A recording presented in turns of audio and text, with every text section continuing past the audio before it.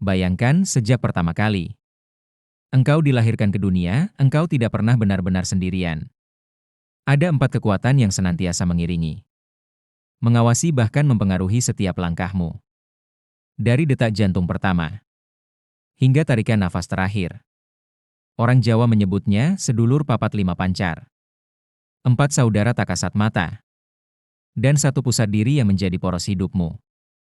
Namun pertanyaannya, siapa sebenarnya mereka? Apakah hanya simbol kepercayaan kuno? Ataukah mereka benar-benar bagian dari dirimu? Yang selama ini kau abaikan dalam kebatinan Jawa. Sedulur papat lima pancer diyakini bukan sekedar mitos, melainkan rahasia keseimbangan antara manusia, alam dan jagat raya. Ia adalah kunci untuk memahami mengapa manusia selalu berada di persimpangan antara terang dan gelap, antara kehendak pribadi dan takdir kosmik. Jika kau merasa hidupmu sering goyah, mudah marah, sulit menemukan arah, para leluhur akan berkata, kowe lali marang sedulurmu. Kau lupa pada saudaramu sendiri. Dalam video ini, kita akan menyusuri jejak ajaran tua yang jarang sekali diungkapkan. Kita akan melihat bagaimana filosofi ini terpatri dalam doa, dalam lagu tirakat, bahkan dalam simbol-simbol rahasia yang terukir. Dalam budaya Jawa, lebih dari itu, kita akan mencoba menjawab pertanyaan mendasar. Apakah sedulur papat lima pancar hanyalah mitologi leluhur? Ataukah ia sebuah peta spiritual yang bisa menuntun manusia untuk hidup lebih selaras dengan dirinya sendiri, dengan sesama, dan dengan kosmos? Bersiaplah, karena apa yang akan kita bahas mungkin akan mengubah cara pandangmu tentang siapa sebenarnya dirimu dan mengapa engkau berada di dunia ini. Untuk memahami sedulur papat lima pancer, kita harus kembali menengok akar kejawen, sebuah laku batin yang telah berakar sejak berabad-abad di tanah Jawa. Ajaran ini bukan hanya kumpulan doa atau ritual, melainkan hasil perenungan panjang tentang hubungan manusia dengan alam semesta. Dalam pandangan leluhur Jawa, manusia tidak pernah lahir sendiri saat bayi dilahirkan. Ada 4 saudara gaib yang ikut lahir bersamanya. Orang Jawa menyebutnya kakang kawah. Adi ari-ari, getih lan puser. Kawah adalah air ketuban, ari-ari adalah plasenta. Getih adalah darah, dan pusar adalah tali pusar yang menghubungkan bayi dengan rahim ibunya. Bagi dunia medis modern, semua itu hanyalah sisa biologis yang tak lagi berguna setelah bayi lahir. Namun bagi kebijaksanaan kuno, setiap unsur itu bukan sekedar benda jasmani, melainkan energi hidup yang terus menyertai manusia hingga akhir hayatnya. Disinilah filosofi Jawa menunjukkan kedalaman yang jarang dipahami. 4 saudara ini tidak sekadar simbol kelahiran, melainkan gambaran 4 penjaga batin yang tugasnya mengarahkan manusia agar tidak kehilangan jalan.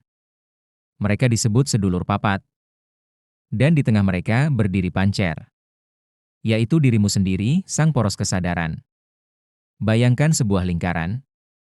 Di 4 penjuru mata angin berdiri 4 penjaga. Dan di pusat lingkaran itu berdiri engkau sendiri.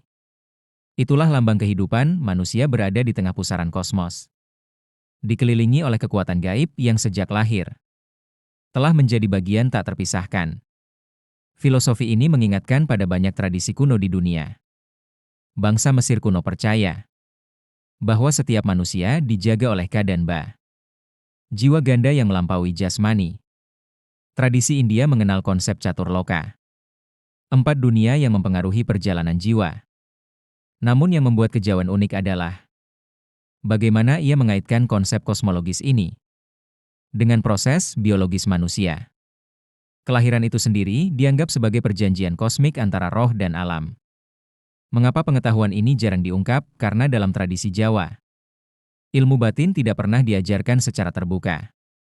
Ia diwariskan dalam bisikan, dalam ujangan guru kepada murid, dalam doa lirih orang tua yang menimang bayinya. Ilmu ini disembunyikan, bukan untuk menakut-nakuti, tetapi untuk menjaga agar manusia tidak menyalahgunakannya.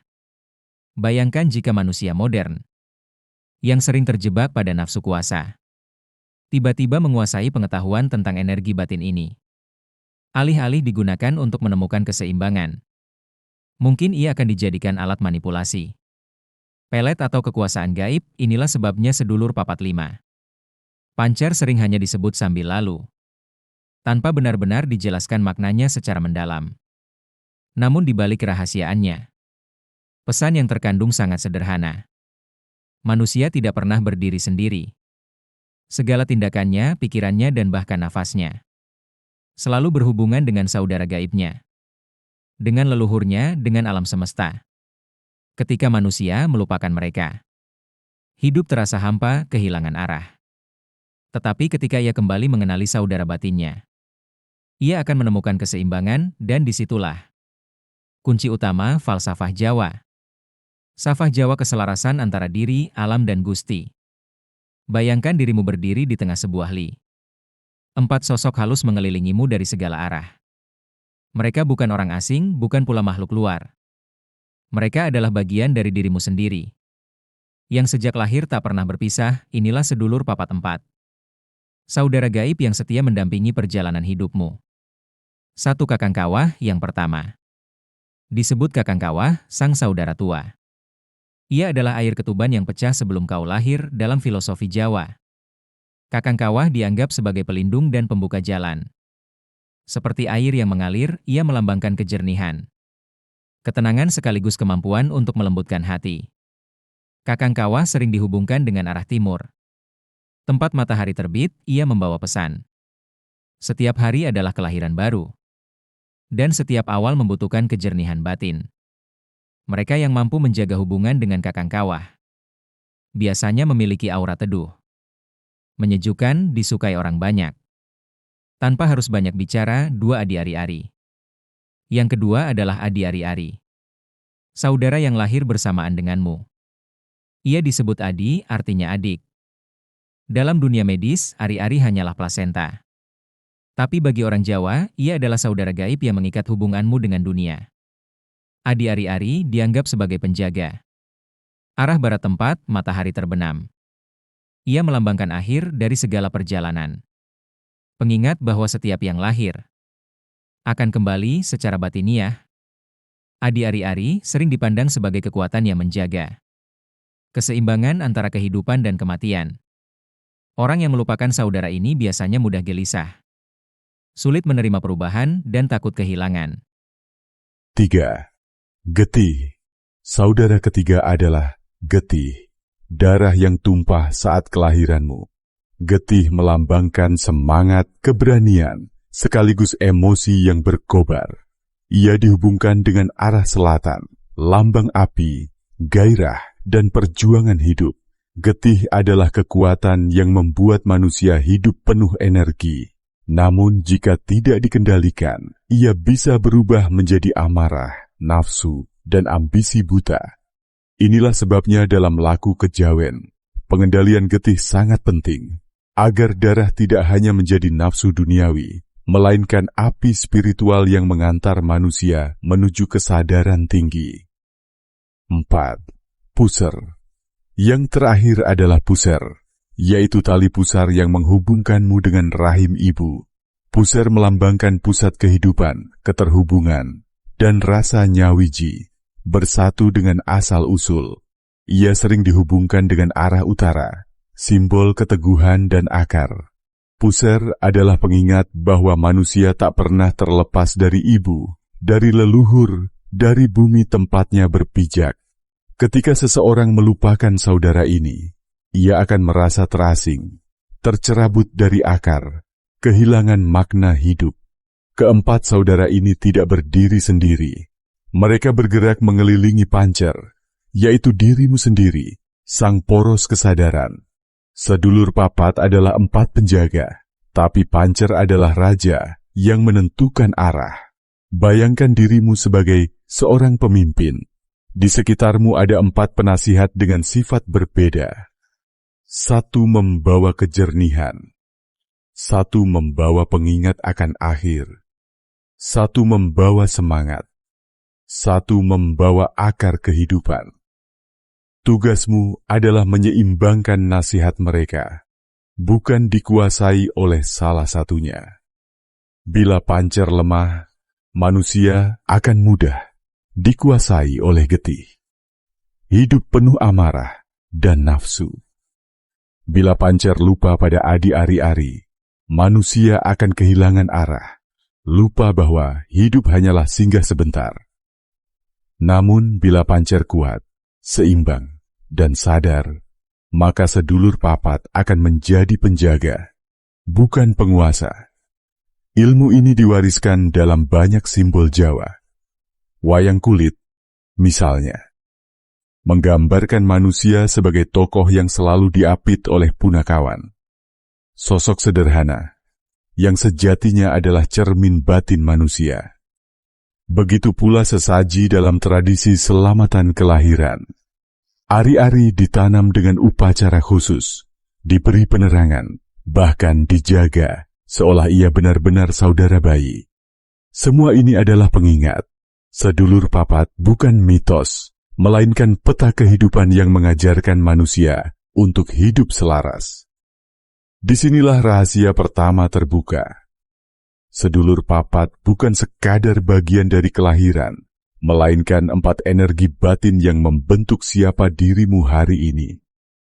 Namun, masih ada lapisan lebih dalam. Apa hubungan mereka dengan kosmos?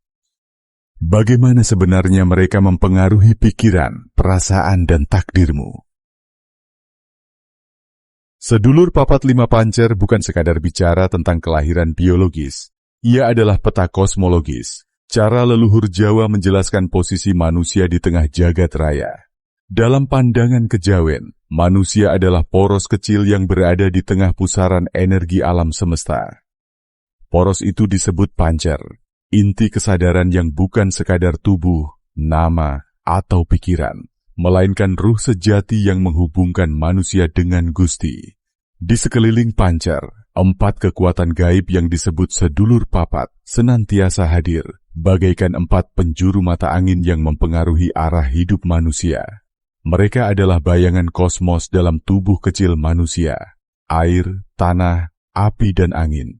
Kakang kawah, yang melambangkan kejernihan, berhubungan dengan unsur air, dan selalu mengingatkan manusia pada permulaan.